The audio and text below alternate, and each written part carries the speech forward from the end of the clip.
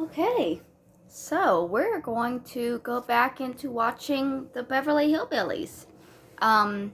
Because I moved my SD card over and remembered that I had all of the episodes that are still in the public domain. So we left off on episode 7. The last episode we watched was the Halloween episode, Trick or Treat. The theme song is still copyrighted, so I can't play that. But let's start it.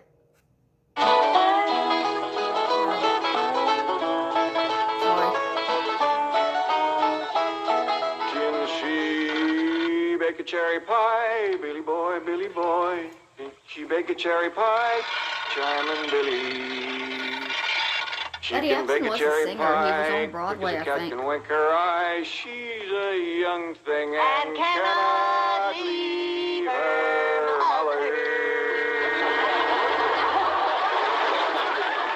It was supposed to be this Tin You pick Man out your spot yet for the in garden? The Wizard of Oz, I kind of favor a pack but he was right close allergic here to the the house. paint.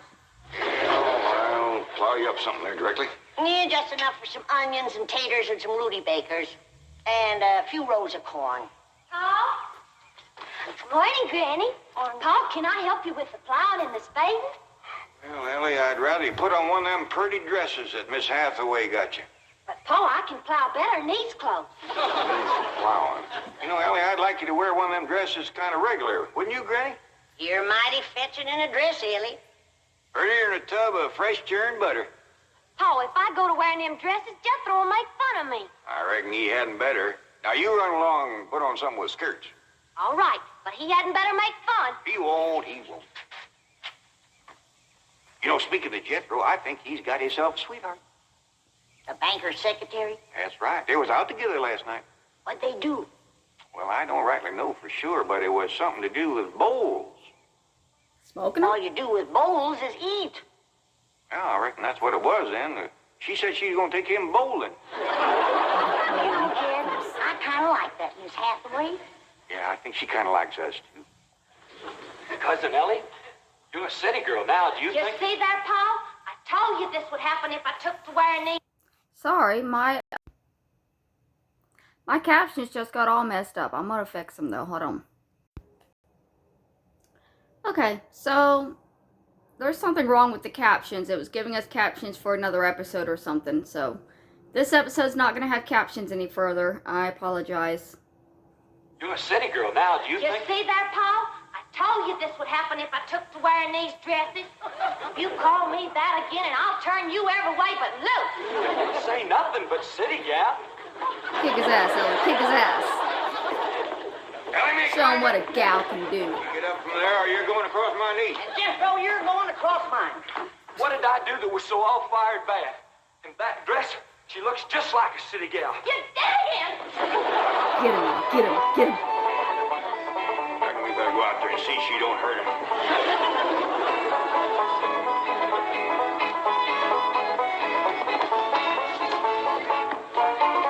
I forget how old they're supposed to be. Oh God. Jethro, now that we living in the city, you got to learn to use the steps. You'll be happy to know that I'm making splendid progress with Ellie Mae. She's turning into quite a lady. Fine. But it's Jed, Granny, and Jethro we've got to work on. Clothes, manners, the works. What have you done about servants? That's a problem, Chief. They're basically opposed to the whole idea of able-bodied people letting others do their work for them. Well, that's a refreshing attitude.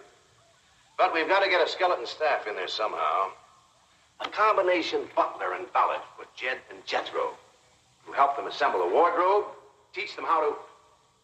Ravenswood. Your butler? Oh, he's never been my butler. Came with my wife like an overweight dowry. Been in her family for years. And with Margaret in Boston, I can certainly spare him, plus her upstairs girl, Marie. I doubt if you can sell Mr. Clapperton the idea of servants. Get him on the phone. I'll make him think he's doing me a favor by taking him off my hands for a while. Right, Chief? She had not have thrown me down on my head like that. What if I'd have been carrying a frog in my hat? You ain't supposed to be wearing your hat in the house. Well, Granny, where's a fella going to carry a frog? They jump out of your pockets. Hello? Oh, howdy there, Mr. Drysdale. Glad to have you back from Boston. Your missus come with you? Oh, that's too bad. Well, the reason I called, Mr. Clampett, is I have a butler. Well, he really belongs to my wife's family, but he's been with us ever since we were married. And I was wondering if you'd let him come and stay with you for a while. You mean board with us? Well, I guess you could call it that. Who's going to board with us? Just a minute. Some kin of Miss Drysdale named Butler. Oh, why we be just... That's that no good fat rascal that wouldn't let Ellie and me in to help Miss Drysdale when she was sobering out. Hello? Granny was talking at me, but she's done now. Oh, no, she ain't. Just a minute. Granny, let me hear the men out, and then we can talk it over. Granny will Yes, tell sir, you Mr. when she's Drysdale. I'm done. listening now. Well, in addition to Ravenswood, he's the butler, you can also have my wife's upstairs girl, Marie. Margaret may be away for some time, and I have absolutely no use for him. Well, I sure would like to oblige. Me and Granny will talk it over, and I'll call you. Well, thank you. You'll be doing me a great favor. I was glad to help out when I can. Thank you again, Mr. Clampett, and goodbye.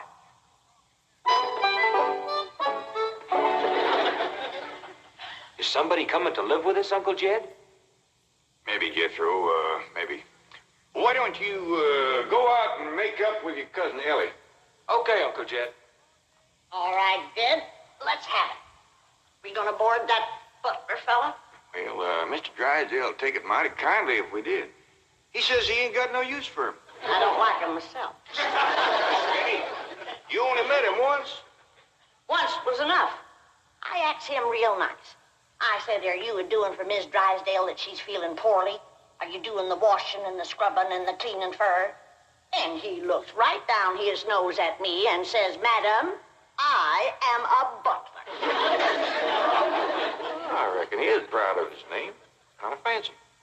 Ravenswood Butler. I don't care if it's Stonewall Jackson. And I think Mr. Drysdale has a lot of gall to ask us to take his wife's kinfolks off his hands.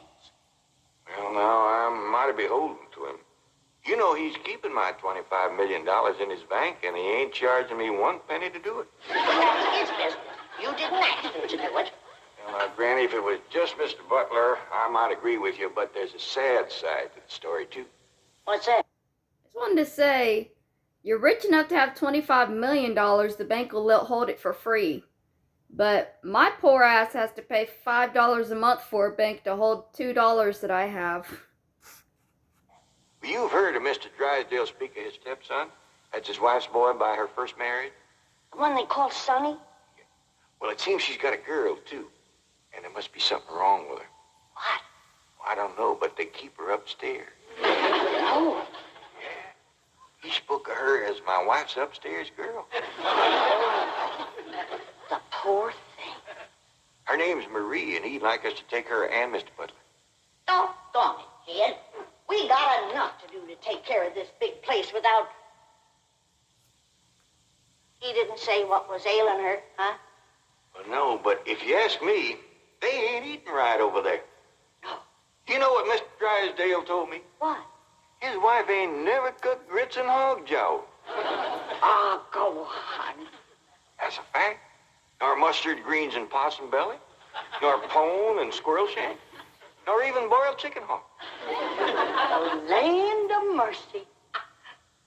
You can't hardly blame Mr. Butler for getting a mite cranky. Man don't eat right, he gets that way. Well, kid, I reckon it won't do no harm to take him in for a spell. Granny, for such a little woman, you got an awful big heart. Well, I feel sorry for the poor girl.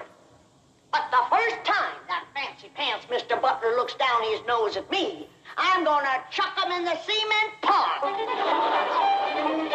Cement pond.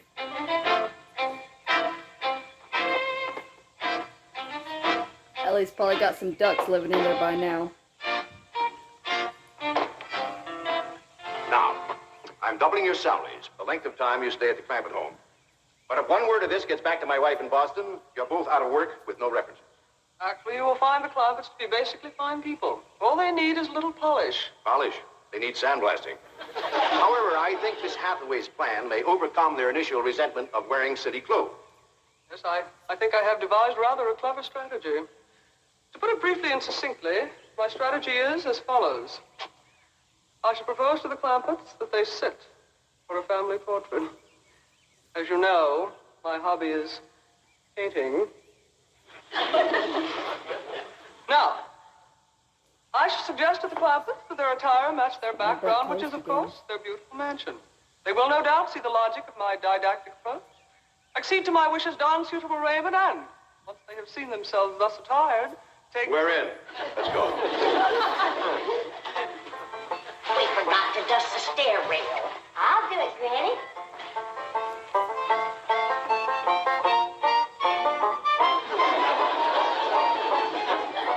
Bye. Wearing boys' clothes does come in handy sometimes. Hi, Ginger Granny. I think we got her all spick and span for the company. They ain't a speck of dirt no place. Can I go swimming now? Me too? As soon as we help Granny clean up the kitchen.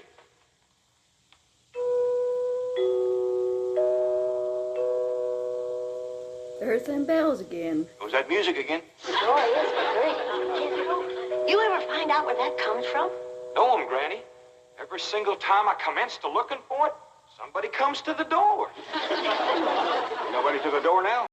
There will be. You'll see.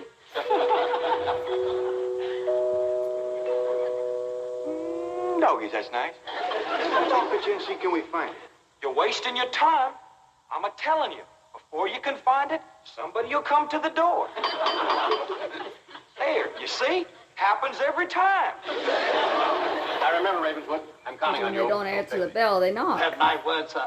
I've been butler and valet since boyhood, as was my father before me and his father before him. And I've yet to meet the man or woman who posed a social problem too difficult for me to handle. That's the spirit. Howdy there. Remember me, Mr. Butler? No! Ravenswood, come back! You gave your word! Come back, you coward! Come back here! I'll cut off your fringe benefits! Well, that's a promising reaction. Ravenswood probably forgot something. He'll return shortly. Meanwhile, this is Marie, Mrs. Drysdale's upstairs girl. Marie, Lady Clampett, Howdy. Jethro Bodine, Ellie Mae Clampett, and Grandma Clampett. No, ma'am. I am a Moses. Pardon? Granny's related on my wife's side. They's the Moses family from Tennessee. Then your name is Granny Moses? Grandma Moses. That's right. There was a very famous Grandma Moses who painted primitives. I've whitewashed a few myself. I'll show Marie to her room. Listen, Marie, honey. Over here, you've got the run of the house. You don't have to hide upstate. Ain't nothing wrong with that girl, but what some good cooking will cure her. She's half starved. Poor thing is so weak her knees keeps a buckling on her. She's kind of pretty, though, for a skinny girl. Just wait till she gets a mess of Granny's grits and hog jowls. That'll fill her out. Till I'll get some of cooking. Guess that butler fellow will be coming back directly. Oh, and Granny, we have some of that salted down possum belly that Ma sent us? Well, I reckon it is kind of a company meal.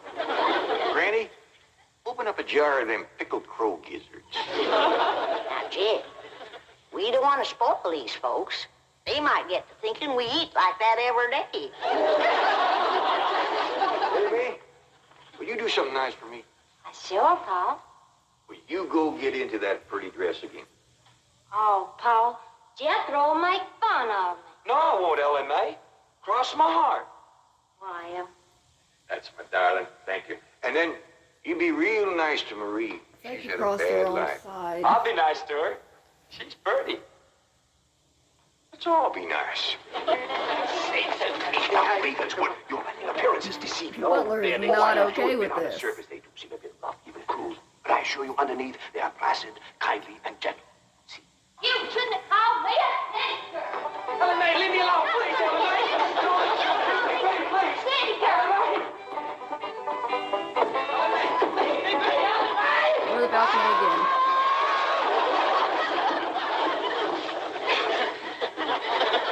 Gonna break Mr. Jethro's Butler, back. Don't never say anything nice to that girl. She'll kill you. Come back here! Coward! Come back! You promised! all Ellie missed. throwed me down on my head again. If she don't stop that, I'm gonna get a headache. Stop growling her, Jethro. Golly, all I said was she's pretty. That ain't no call to bust a fella's head. Pardon. Oh, howdy, Marie. Hi, Marie. Are you hungry, darling? No, madame. I'm whooping up something here to just set your mouth to watering. Put some strength in your limbs, too. Tell her what it is, Granny. A great big mess of grits and hog jowls. That salted down possum belly. Oh, pickled crow gizzards. How you like that?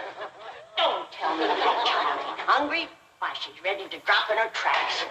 Set her at the table and I'll dish up a mess. No, please. I only came in to bring you a message from Miss Hathaway. She's preparing to paint the family portrait. And she wishes to know if you all will sit for her. May I tell her that you will sit for her? Well, yeah, I reckon we'll do that. Merci.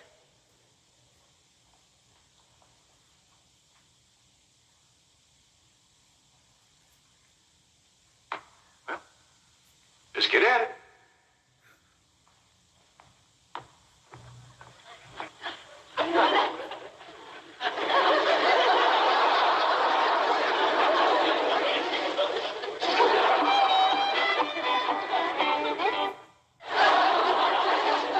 Reckon it's all right to talk while we sit. Yeah, I reckon. I found out something about Marie. What? She's scared of Mr. Butler. How'd you know? I asked her to go swimming with me. She says he wouldn't allow it. What business is it of his? That's what I said. And she says he's a butler. I'm just an upstairs girl. I got to do whatever he said. We'll see about this. Ah, dingies. Let's hit Mr. Drysdale, find him, and give him a whooping. Oh, catch him, Granny. Ellie, you go put a dress on I like your love promised. Granny's girl power. Uncle Jed, I'm going swimming. If I see him, I'll fetch him in. Don't go jumping in with your clothes on again. Well, I won't, Uncle Jed. Miss Hathaway, she gave me a present last night. She says it's something special for her to go swimming in. What'd It's a she give you? mosquito. Oh, pair of trunks. You go swimming in the cement pond. Boy, it's too big to go swimming in a trunk. Ed, In a pair of. I got a feeling that Mr. Butler feller is gonna be trouble. Yeah, we can handle him. Well, I still say that I think Mr. Drysdale has a lot of nerve to ask us to board his wife's relation. Maybe he just fed up. And can get awful tired of having his wife's kin underfoot all the time.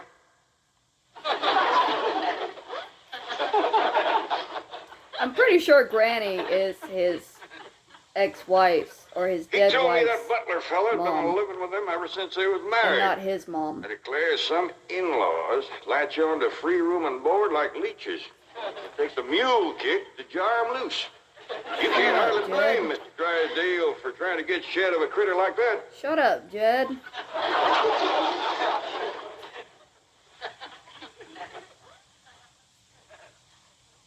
Is that the way you feel? You bet it is. I'll see how fast I can get packed.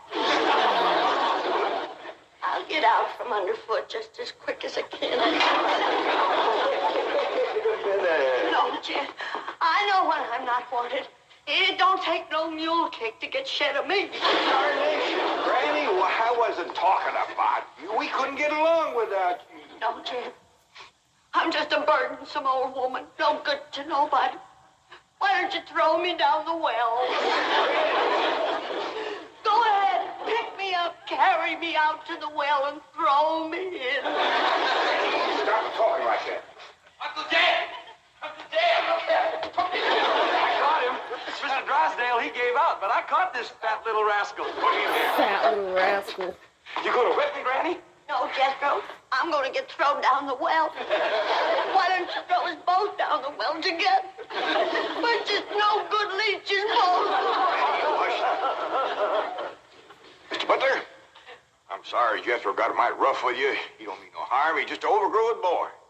Now, we all mighty pleasure to have you come and stay with us, and as long as you behave yourself, won't be no trouble. Oh, I'm Jed Clem. Sir. I'm sorry, I needed to point out for a second. That man has to be at least 200 pounds, and Jethro just carried him in there like a little bitty baby. I mean,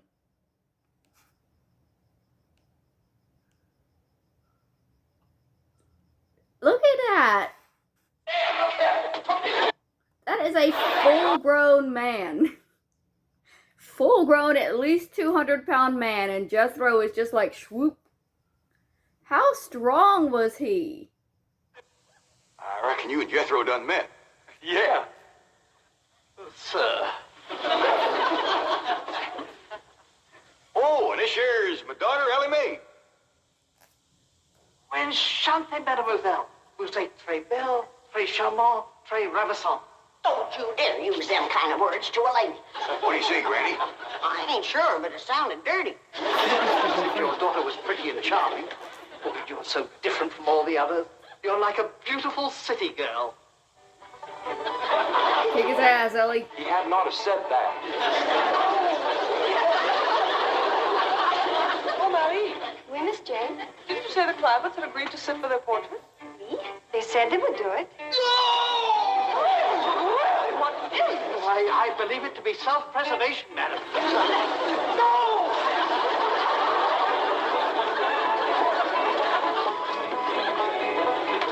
Don't take to the stairs. She'll catch you sure.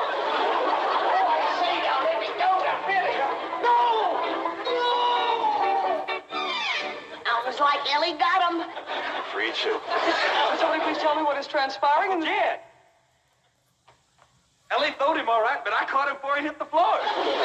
Again, he is carrying a full-grown man. Well, now, everything seems to be fine. You see, Ravenswood, didn't I tell you the Clampetts were kindly, gentle people? Yes, sir. Thank you, sir.